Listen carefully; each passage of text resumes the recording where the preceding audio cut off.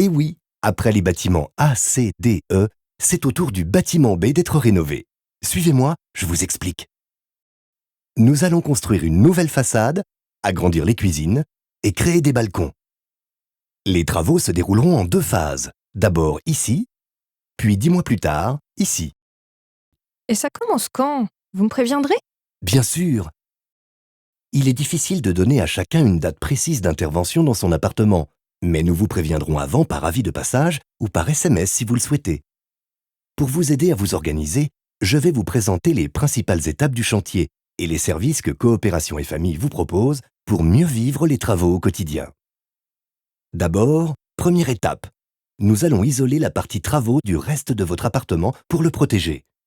Des cloisons étanches seront installées pour 3 semaines dans les pièces touchées par les travaux. Attention, avant l'arrivée des ouvriers, n'oubliez pas de déplacer ou faire déplacer vos meubles afin de libérer l'espace pour que la cloison puisse être installée correctement. Si vous avez besoin d'aide, nous sommes là. Les personnes qui ne peuvent pas déplacer leurs meubles pourront être aidées. À partir du moment où la cloison provisoire sera installée, et pendant 3 semaines, vous ne pourrez plus faire la cuisine comme avant.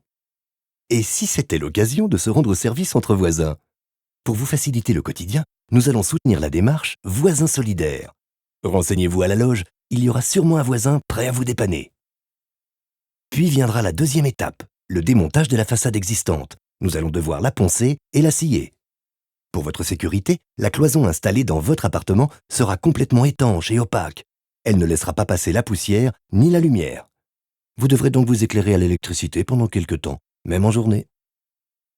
La cloison n'arrête pas le bruit des travaux. Comme ce bruit durera plusieurs semaines, Coopération et Famille propose aux résidents de leur prêter un appartement de repos sous certaines conditions.